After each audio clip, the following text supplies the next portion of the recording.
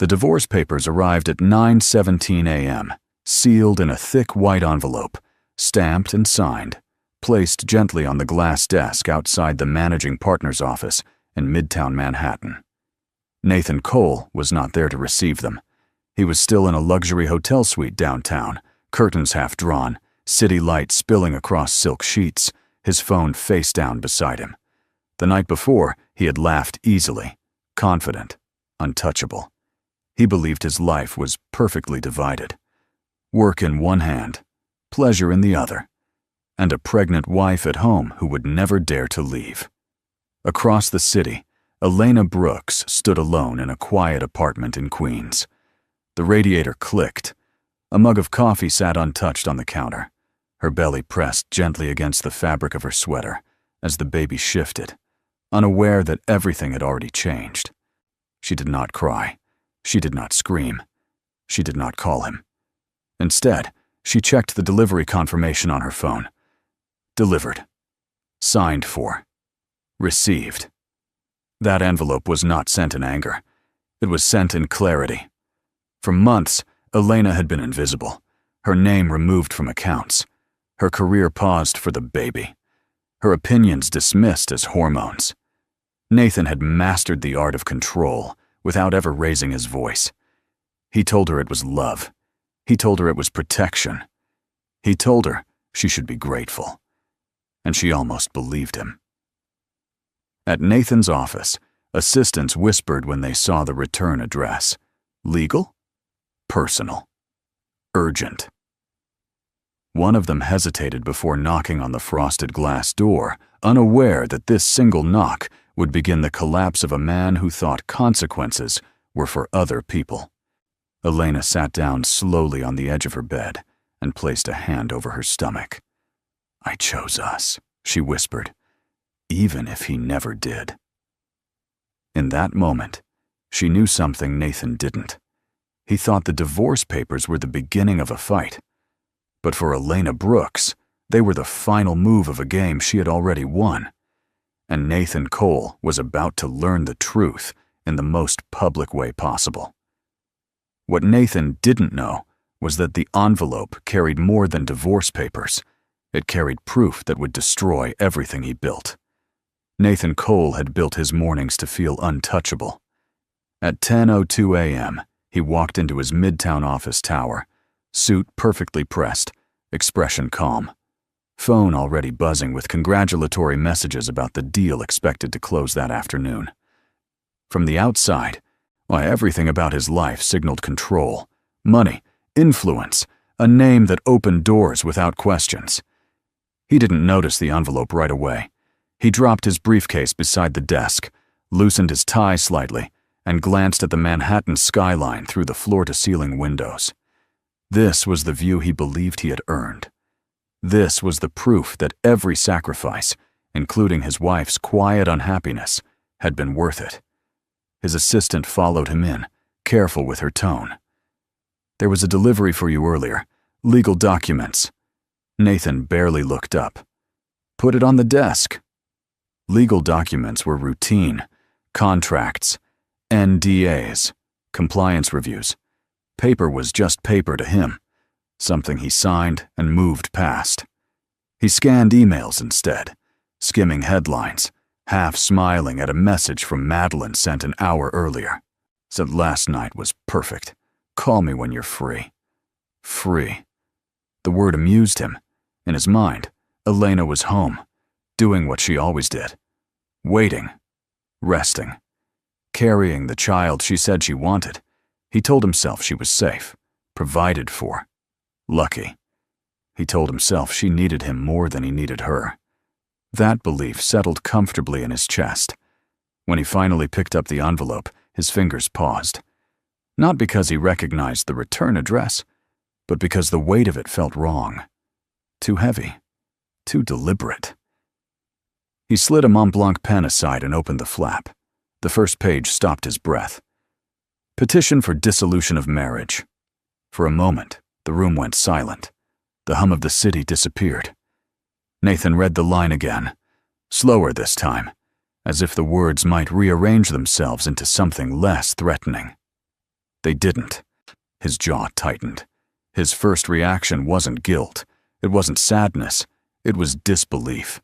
She wouldn't, he muttered. Because in Nathan Cole's world, Elena Brooks wasn't the woman who left.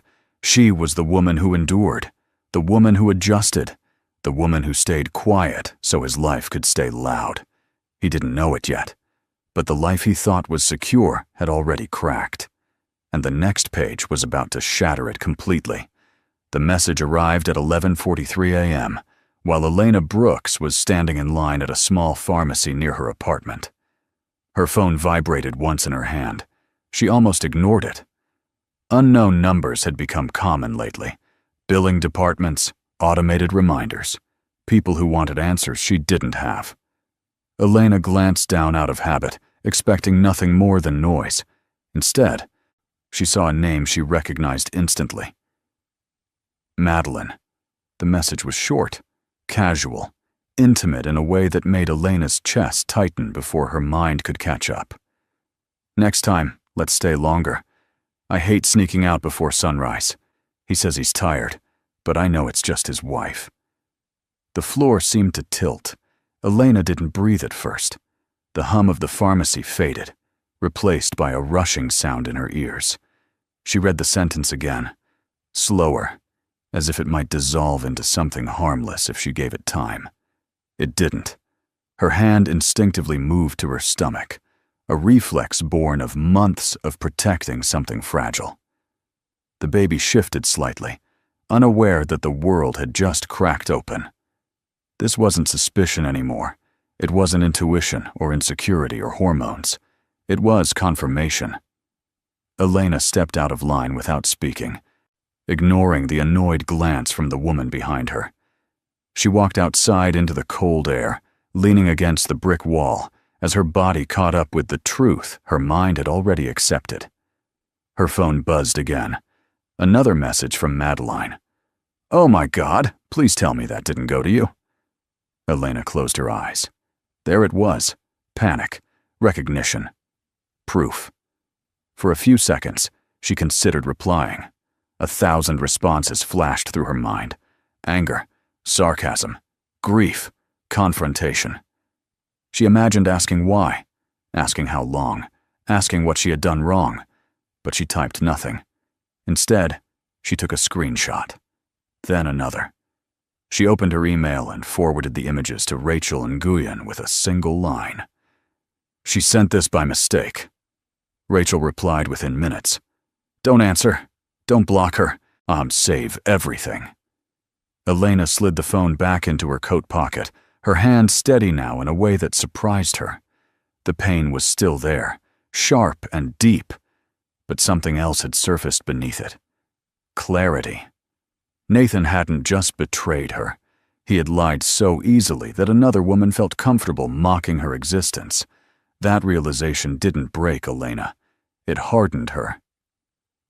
Inside a midtown office tower, Nathan Cole was still smiling, still confident, still unaware that one careless message had shifted the balance of power completely. Because Elena Brooks no longer needed to guess. She had the truth in writing. And that truth was about to cost him far more than he imagined. What Elena didn't know yet was that this message was only the smallest crack in a lie that was about to collapse from every direction. No, Nathan didn't come home that night. At least, not in the way he used to.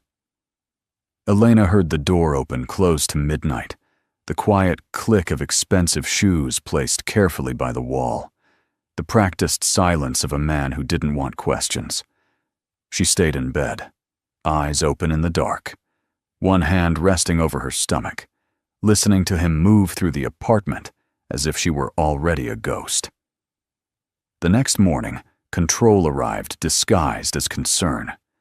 Nathan stood in the kitchen scrolling through his phone, coffee untouched, voice calm and measured. "I think it's better if I handle the finances for now," he said casually. "You've been stressed. Pregnancy does that." Elena didn't answer right away. He continued, not looking at her. "I froze the joint account, just temporarily. It's nothing personal. I just want to make sure everything's..." Stable. Stable. By noon, her credit card declined at the grocery store. By evening, her access to shared cloud files was gone. Her email password no longer worked.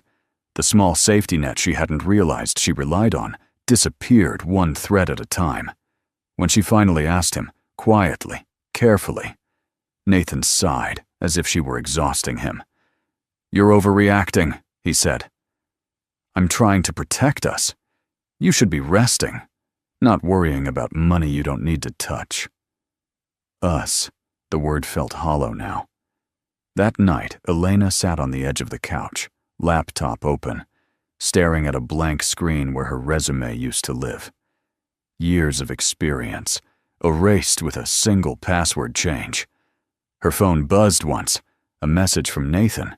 So please don't make this harder than it needs to be. She felt something shift inside her chest. Not panic, not fear. Recognition. This wasn't love. It was leverage. She opened a notebook and began writing everything down. Dates, accounts, conversations she had once dismissed, the moments she'd been told to stay quiet for the family. Each word steadied her breathing. Later, in the bathroom, Elena caught her reflection in the mirror. She looked tired. Smaller, somehow. But her eyes were clearer than they had been in months. She whispered, barely loud enough to hear, "He thinks I have nowhere to go." Her phone vibrated again, this time with a message from Rachel. "Did he restrict access yet?" Elena typed back one word. "Yes." Rachel's response came immediately. "Good.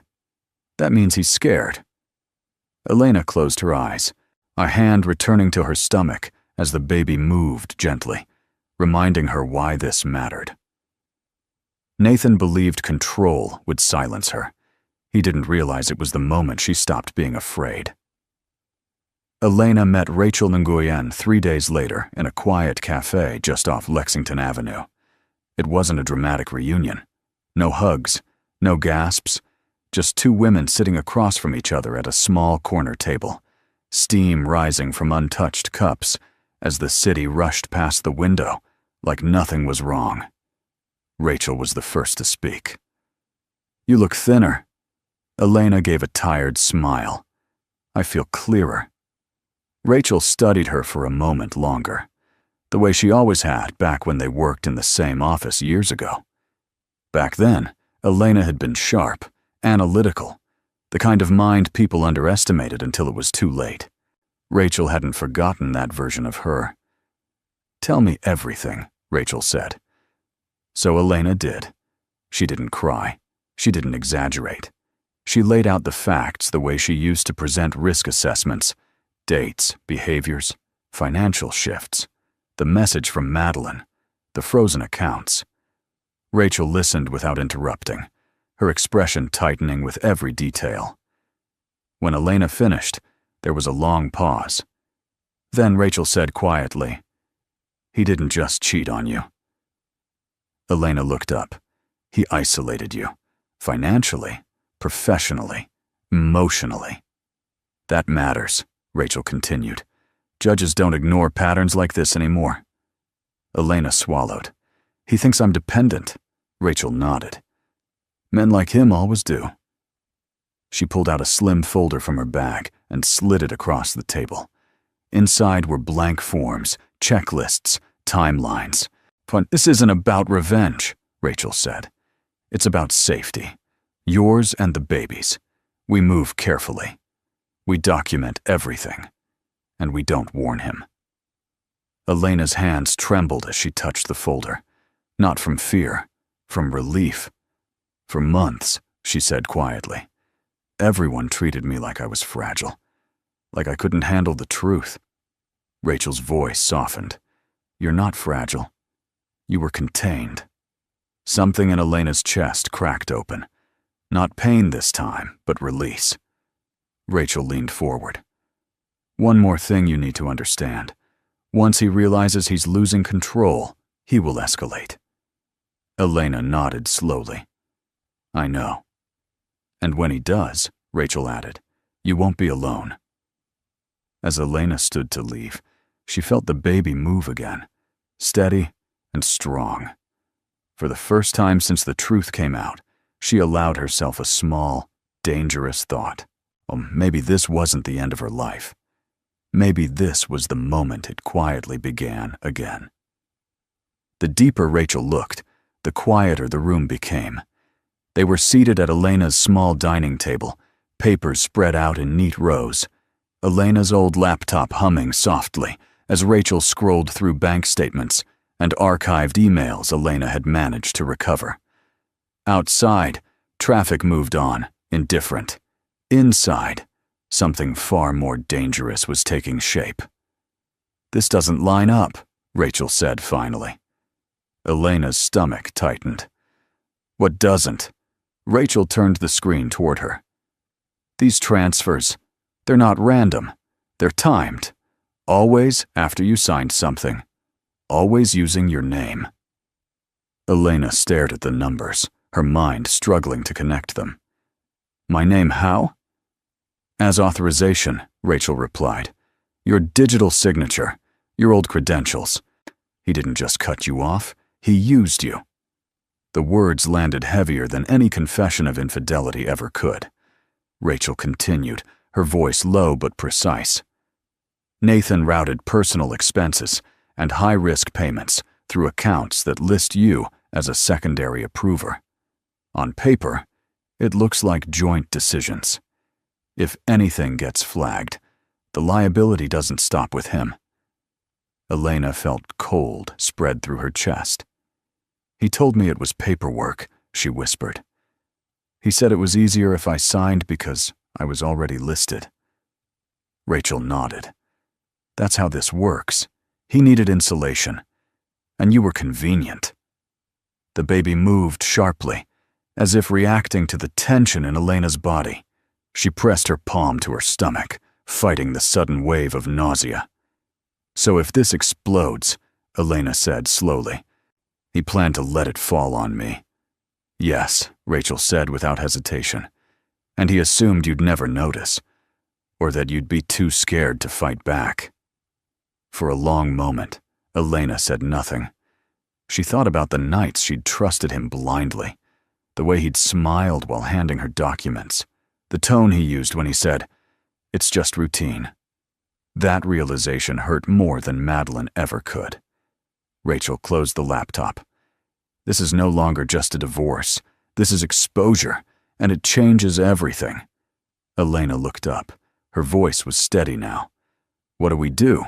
Rachel met her gaze. "We document, we protect you, and we make sure the truth surfaces in the right order." Elena nodded once. That night, alone in bed, she stared at the ceiling, listening to the building settle around her. She finally understood what she was up against. Nathan hadn't just betrayed her heart. He had gambled with her future. And for the first time since all of this began, Elena wasn't just leaving.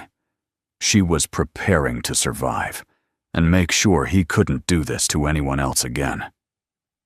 By the end of that week, Elena Brooks had lost almost everything that once made her feel anchored. Her phone rang less. Messages stopped. Even the polite check-ins from Nathan's family disappeared, replaced by silence so complete it felt intentional. When she tried to log into her professional certification portal, the password had been changed. When she opened her email, half her folders were gone. Years of work, contacts, references, proof she had ever mattered outside that apartment, vanished without warning. Nathan didn't yell. He didn't threaten. He simply erased her. The final blow came on a Friday afternoon, when Elena checked the mailbox downstairs and found a formal notice addressed to her name. Not from a court, not from a bank, from the building management. Her lease, once guaranteed under Nathan's income, was now under review. Until further notice, her residency status was conditional. She stood in the lobby holding the letter, the weight of it sinking into her chest.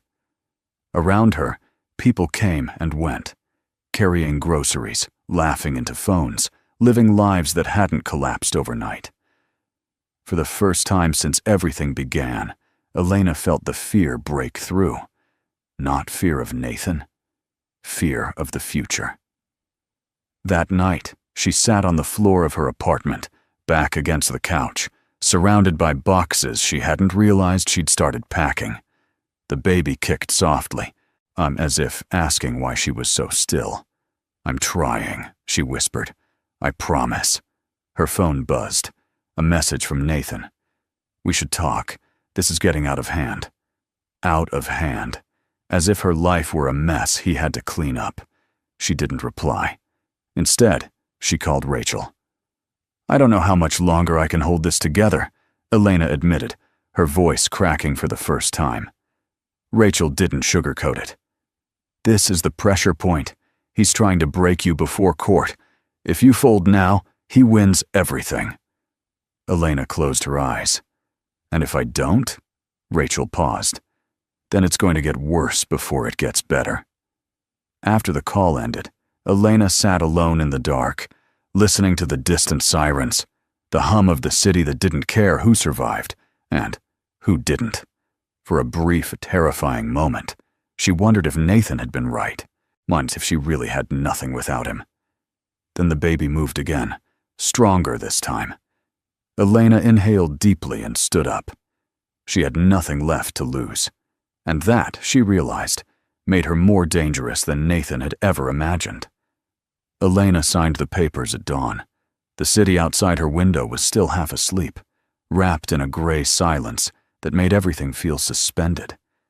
She sat at the small kitchen table, wearing an oversized sweater, her hair pulled back without care. The documents were spread neatly in front of her, clipped and organized the way Rachel had taught her to do it. No rush, no shaking hands, no room for doubt. This wasn't an emotional moment. That surprised her. She had imagined tears, panic, a last-minute urge to call Nathan, to ask for explanations that would change nothing. Instead, there was only a steady calm, the kind that settles in after grief has already burned through everything soft. She read each page slowly. Name, address, marriage date, separation terms. When she reached the final signature line, her hand paused for just a second. Not from fear, but from memory. A flash of who she used to be. A woman who believed commitment meant endurance, who thought staying silent was the same as being strong. That woman was gone.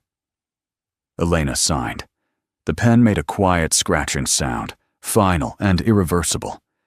She exhaled, feeling the baby shift, as if responding to the release in her body. "I'm choosing us," she said aloud. Later that morning, she dressed carefully.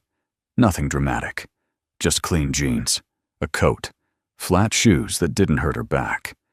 She packed the envelope herself, sealing it with deliberate pressure, writing the address in clear, a confident handwriting.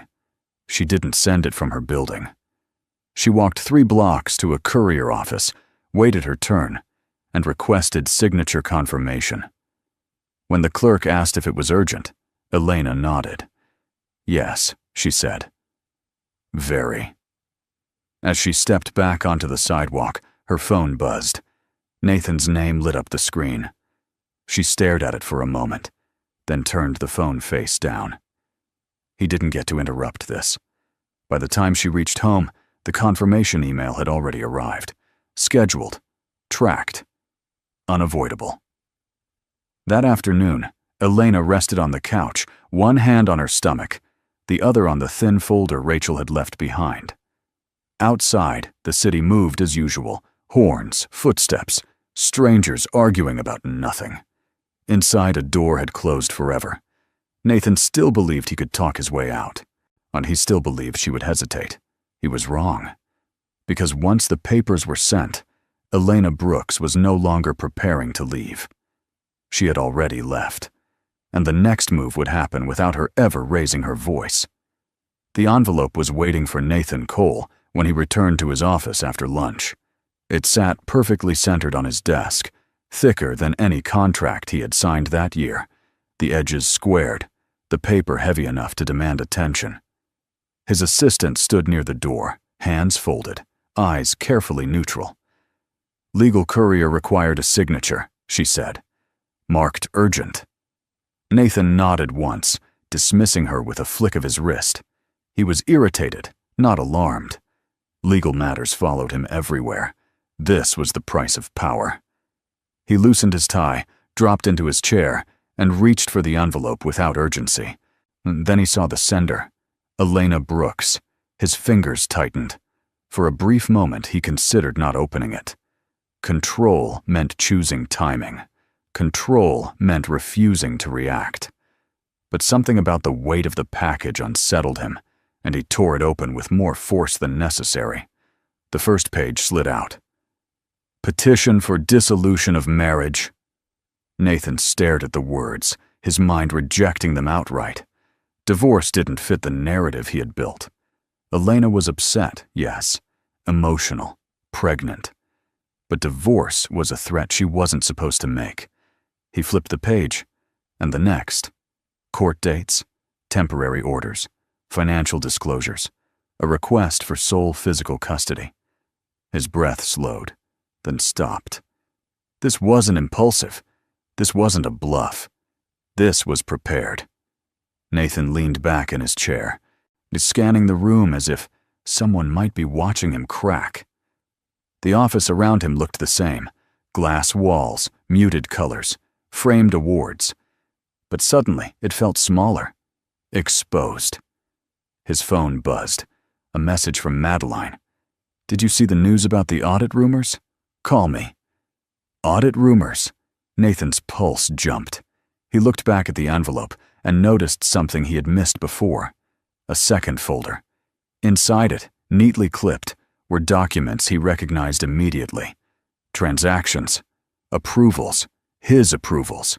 Except they weren't only his. Elena's name appeared again and again. His mouth went dry. This wasn't just divorce. This was evidence. Nathan reached for his phone, his confidence cracking for the first time in years. He needed to call her, to fix this, to control the damage. But as his finger hovered over her name, and he realized something chilling. Elena hadn't sent these papers to start a conversation. She had sent them to end one. And now, every move he made would be watched. What Nathan didn't realize yet was that the envelope on his desk was already being discussed far beyond that office.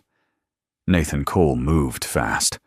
By 3 p.m., his office door was closed, blinds drawn, phone pressed to his ear as his legal team assembled on speaker. His voice was controlled, measured, the way it always sounded when he believed he could still steer the outcome. "She's emotional," he said calmly. 7 months pregnant, under stress. I want this framed carefully." On the other end, his attorney hesitated. "The filings are thorough. This doesn't look impulsive." Nathan ignored that. "I want an emergency motion, temporary custody evaluation, or psychological assessment if necessary." He said it without hesitation.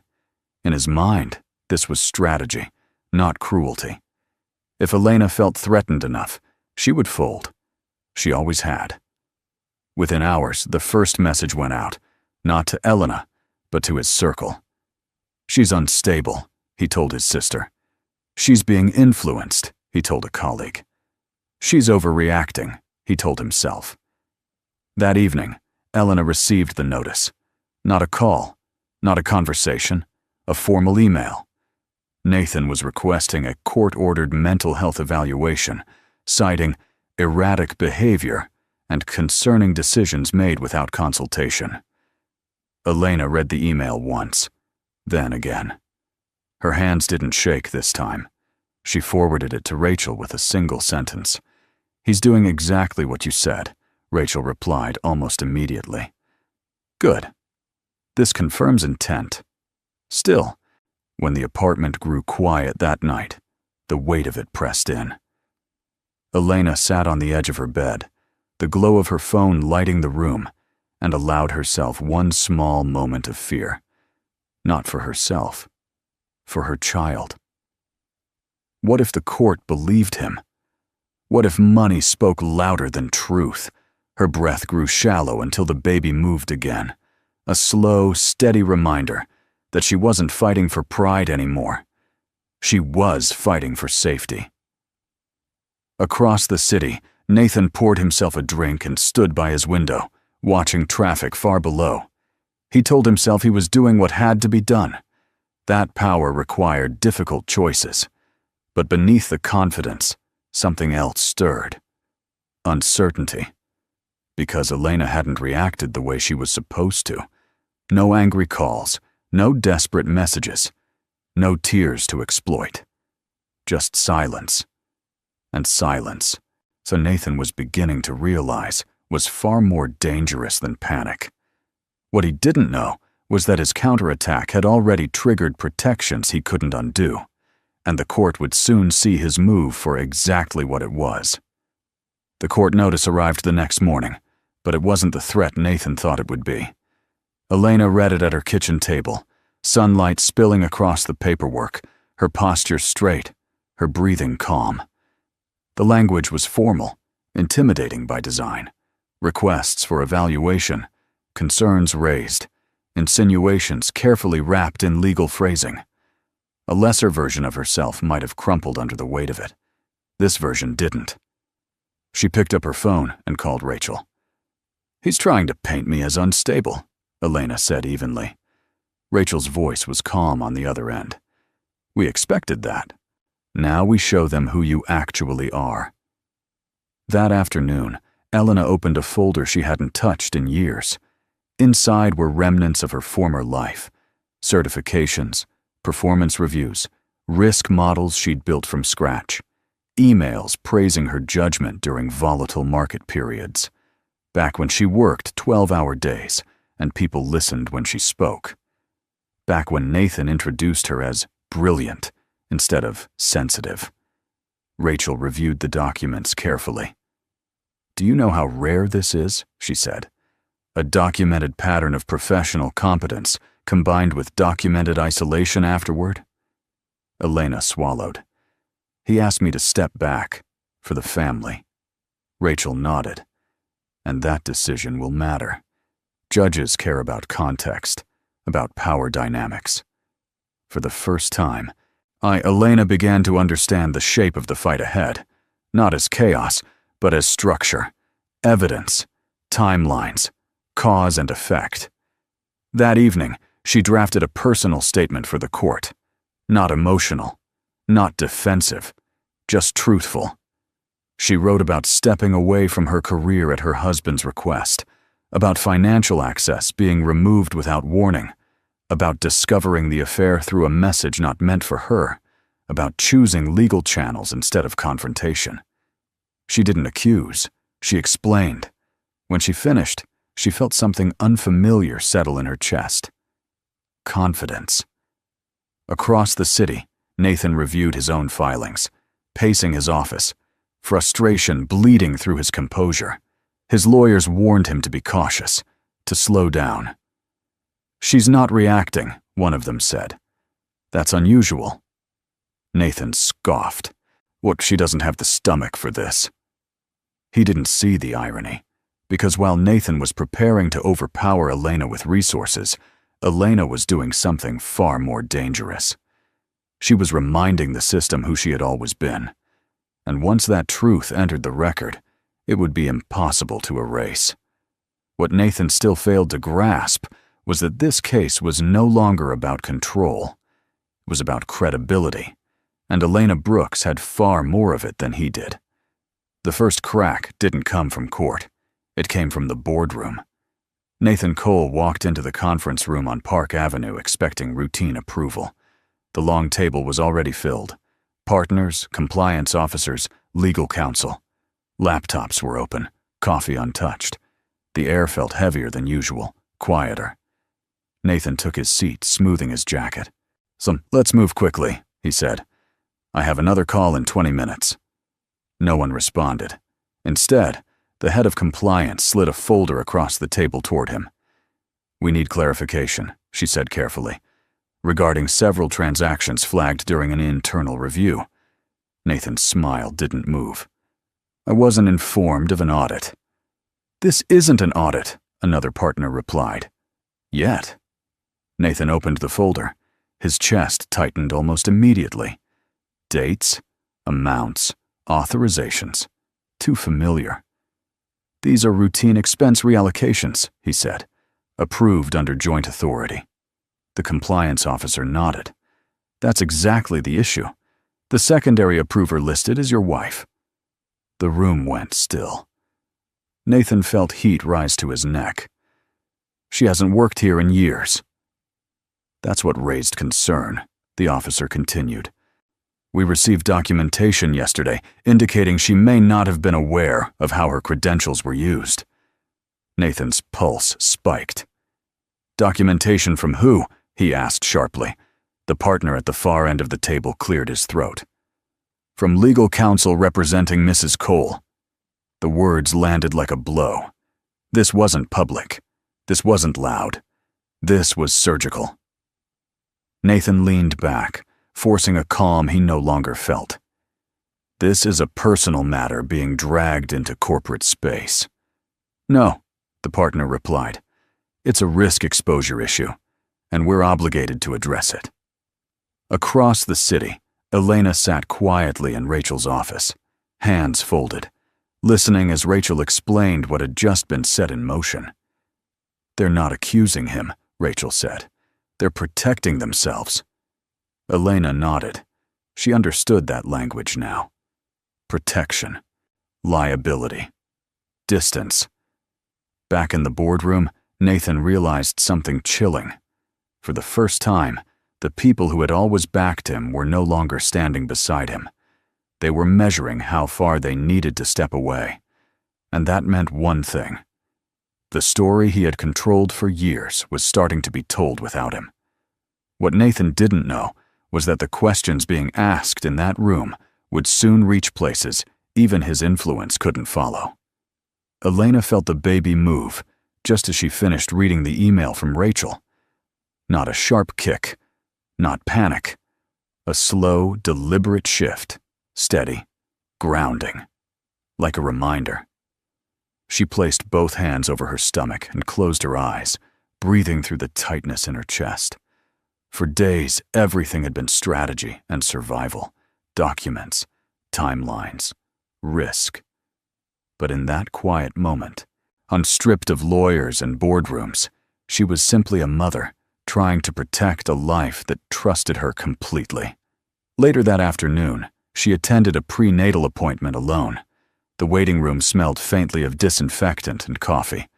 Other couples sat together, fingers intertwined, murmuring about baby names and nursery colors.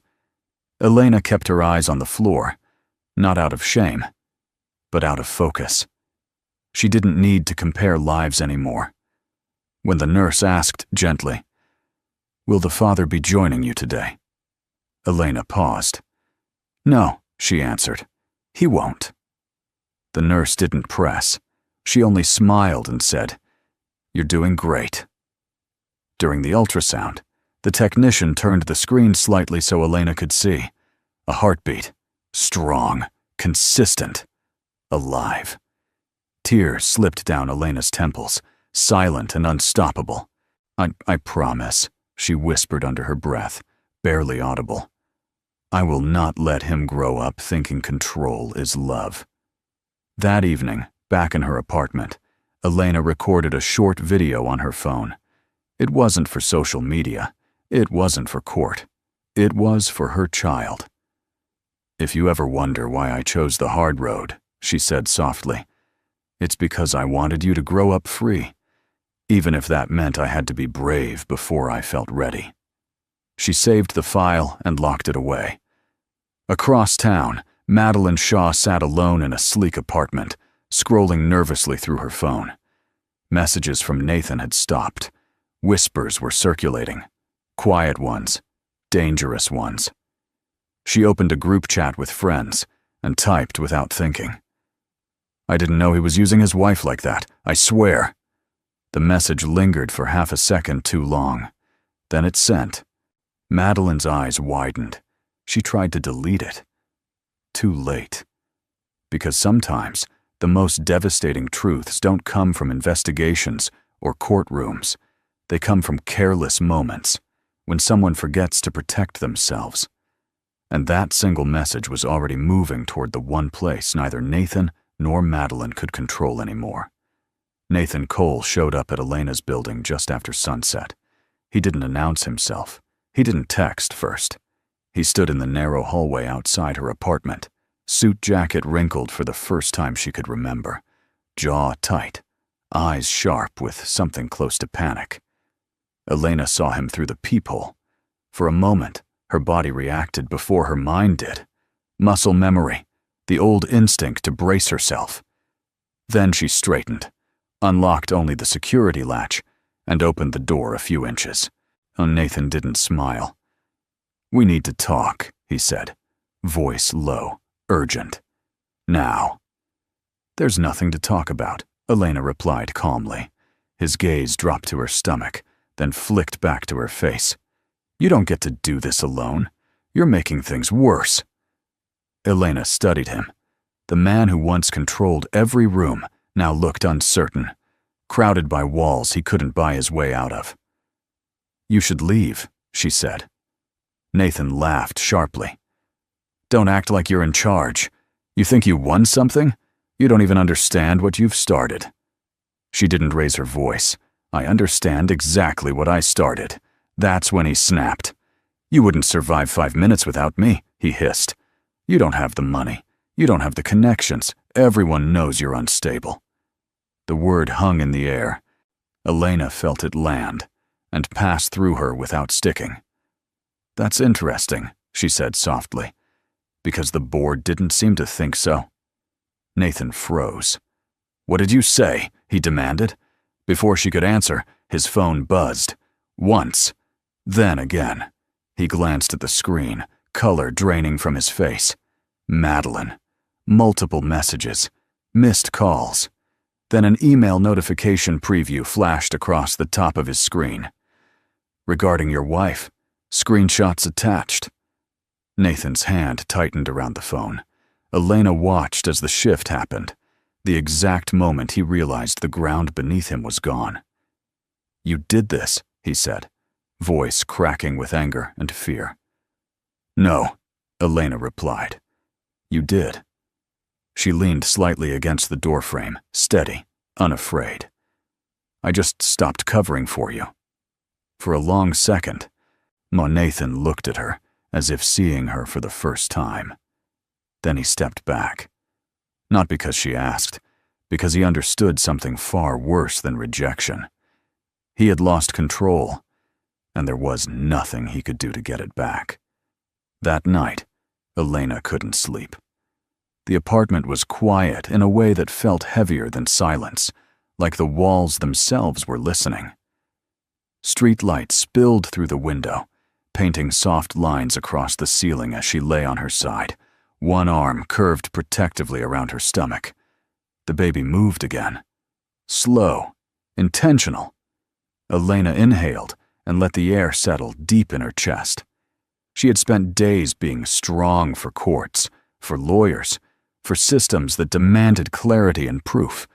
But here, alone in the dark, she allowed herself to be something else. Honest. "I know this is scary," she whispered, on her voice barely sound. "It's scary for me, too." The baby kicked gently, not in distress, but presence, a reminder that she wasn't imagining the stakes. This wasn't theory or pride or revenge. This was a life that would one day ask questions she needed to be able to answer. She thought about the kind of home she wanted to build. Not a perfect one, not a rich one, a safe one. She imagined a future where silence wasn't used as punishment, where love didn't come with conditions, where control wasn't mistaken for care. She imagined bedtime stories, laughter in small kitchens, a child who didn't learn fear by watching it. Tears slid quietly into her hair. "I will never teach you to stay where you're hurt," she said, "even if leaving costs me everything." The fear that had followed her for weeks loosened its grip, not because the danger was gone, but because her reason was stronger than it. Across the city, Nathan sat alone in his office long after everyone else had gone home. The lights of the skyline no longer impressed him. His phone buzzed repeatedly with messages he didn't answer. He replayed Elena's calm voice in his head, unable to reconcile it with the woman he thought he knew. He had underestimated her, and now he was running out of places to hide. Back in her apartment, Elena finally closed her eyes. Her breathing slowed. For the first time since the truth came out, sleep found her. Not as escape, but as rest. Tomorrow would bring more conflict, more pressure, more consequences. But tonight, she had made a promise, and that promise was unbreakable. Well, what Elena didn't know was that someone unexpected had just stepped into the story, and the next day would change the balance completely. Elena was folding laundry when Rachel called. Her tone was different this time, measured, alert. "I need you to listen carefully," she said. "Someone reached out this morning, not from Nathan's side." Elena stopped what she was doing. "Who?" "A man named Daniel Wright." The name stirred something distant, familiar but out of place. "He's an independent investor," Rachel continued. "Low profile. He asked to speak to me after seeing internal chatter about Nathan's situation. He says he recognizes your name." Elena's heart skipped. "From where?" Rachel paused. "From 6 years ago. A risk review you led. He was about to enter a leveraged deal everyone else approved. You flagged it. Quietly. It saved him millions." Elena sank into a chair. She remembered that case. The long nights, the pressure to sign off, the meeting where she'd spoken once, and watched the room change. "I didn't know he remembered," Elena said. "He remembered," Rachel replied. "And he's paying attention now." An hour later, Daniel Wright joined a video call. He was calm, unpolished, no rehearsed charm, just steady eyes and a voice that didn't rush. "I won't waste your time," he said. "I know you're in the middle of something difficult. I also know what it costs to tell the truth in rooms that prefer silence." Elena said nothing. Daniel continued. "Nathan tried to use your credibility as a shield. That tells me he knows exactly how valuable you are." Elena felt a flicker of anger, and something else, validation. "I'm not here to rescue you," Daniel added. "You don't need that. But I am here to support the truth. If this escalates, I'm willing to testify to your competence, your integrity, the professional history he tried to erase." Rachel watched Elena carefully. Elena inhaled. "Why?" Daniel didn't hesitate. "Because someone once did that for me, and because systems only change when people stop pretending they don't see." When the call ended, Elena sat quietly, hands resting over her stomach. For weeks, she had felt hunted, cornered, alone. Now, for the first time, she felt something shift. Not relief, but balance. Nathan had power, but Elena was no longer standing by herself. And somewhere in the city, Nathan Cole was about to learn a hard truth. Control collapses the moment witnesses step forward. And this time, the witnesses weren't afraid. The fallout reached Nathan Cole faster than he expected. By Monday morning, the whispers he once controlled had turned into formal emails. His calendar, once packed weeks in advance, began to empty in quiet, deliberate blocks. Meetings were postponed. Calls went unanswered. Even the assistants who used to orbit his office with practiced efficiency now avoided eye contact. At 9:30 a.m., compliance requested another meeting. This time, legal was present. Nathan sat at the long table, shoulders squared, expression carefully neutral. He had survived storms before. Bad press, market dips, angry partners. He told himself this was no different. It was. "We've reviewed additional materials," the compliance officer said, sliding a new folder across the table, "including third-party statements." Nathan opened it. Daniel Wright's name sat at the top. His throat tightened. The statement was concise, factual, devastating. Daniel outlined Elena's role in past risk assessments, her independent judgment, her documented resistance to questionable approvals. He described how Nathan had attempted to override her findings, and how those warnings later proved correct. This wasn't emotional testimony. It was professional credibility, weaponized by truth. Nathan looked up. This is a personal vendetta. The legal counsel shook her head. It's corroboration.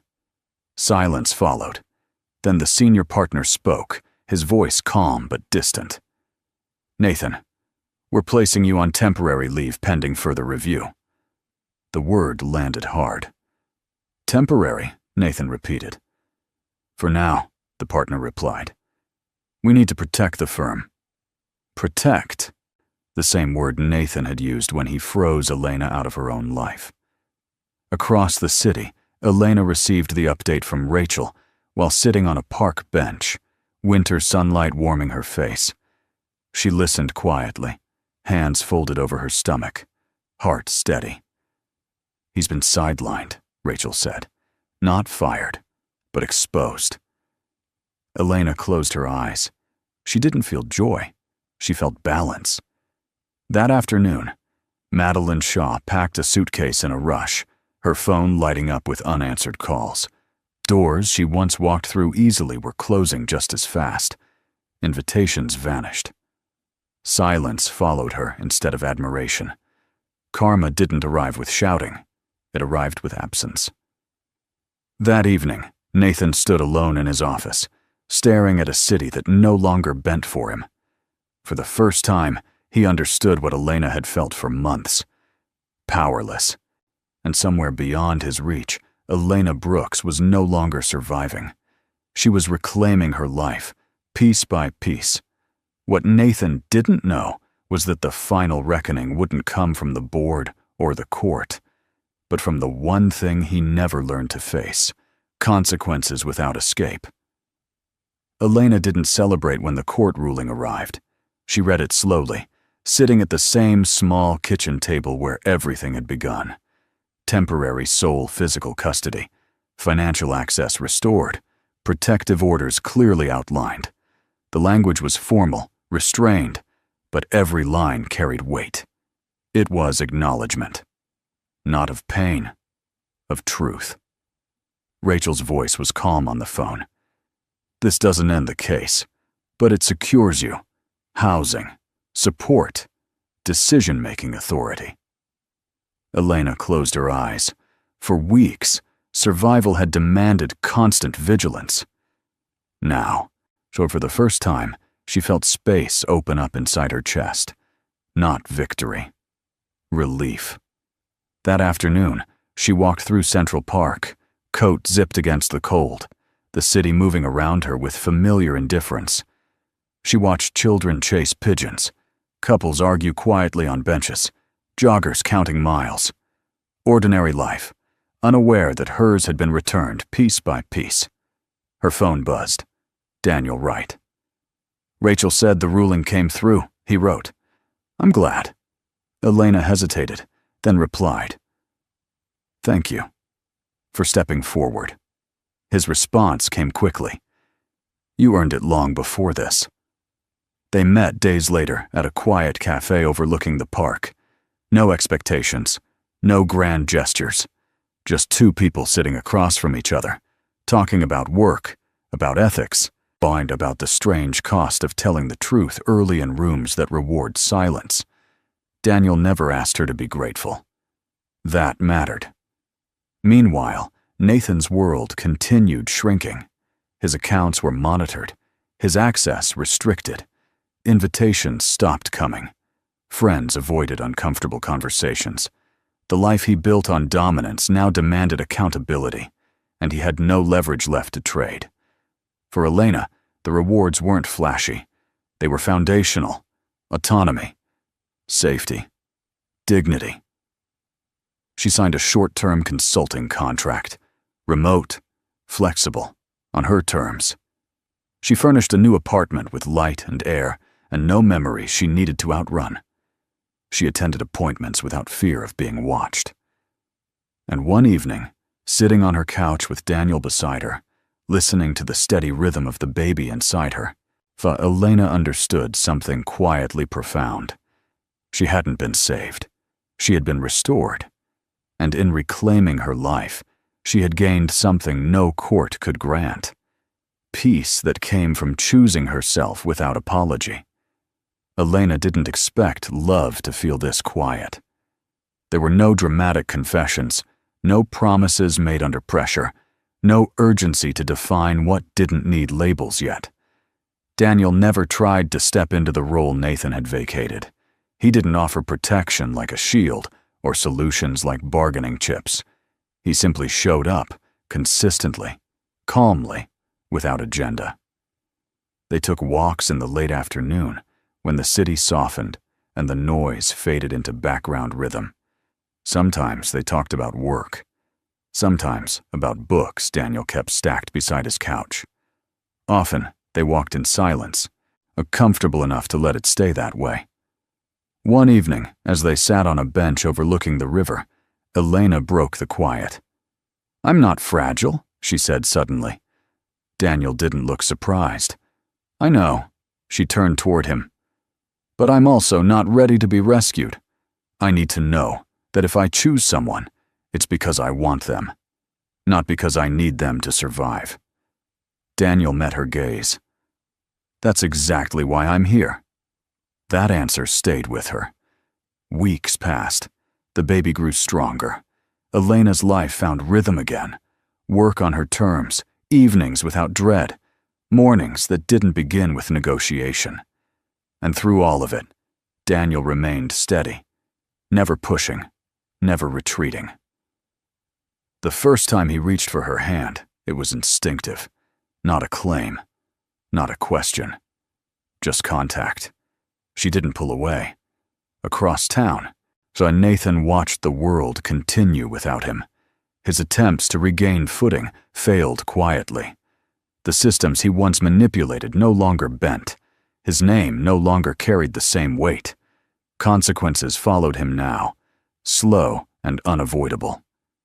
One afternoon, Elena received a message from his attorney, an attempt at renegotiation. She read it once, then deleted it. That chapter was closed. That night, as Elena rested on Daniel's couch, the baby's movements slow and rhythmic, Daniel spoke softly. "Whatever you decide for the future," he said, "I'm not going anywhere unless you ask me to." Elena smiled, a warmth settling in her chest. For the first time, love didn't feel like risk. It felt like choice, and that made all the difference. She hadn't escaped one life to be carried into another. She had walked into something new, on her own feet, and with her heart fully intact. Elena's wedding was small. No ballroom, no headlines, no spectacle meant to prove anything to anyone else. It took place on a quiet spring morning, under pale trees just beginning to bloom, the air clean with the promise of new starts. She wore a simple dress that moved easily when she walked. Daniel stood beside her, steady and calm, not as a savior, not as a replacement, but as a man who had waited until she chose him freely. When she spoke her vows, her voice didn't tremble. "I promise to walk beside you," she said, "not behind you, and not ahead of you, only beside." Daniel smiled, eyes warm. That's all I've ever wanted.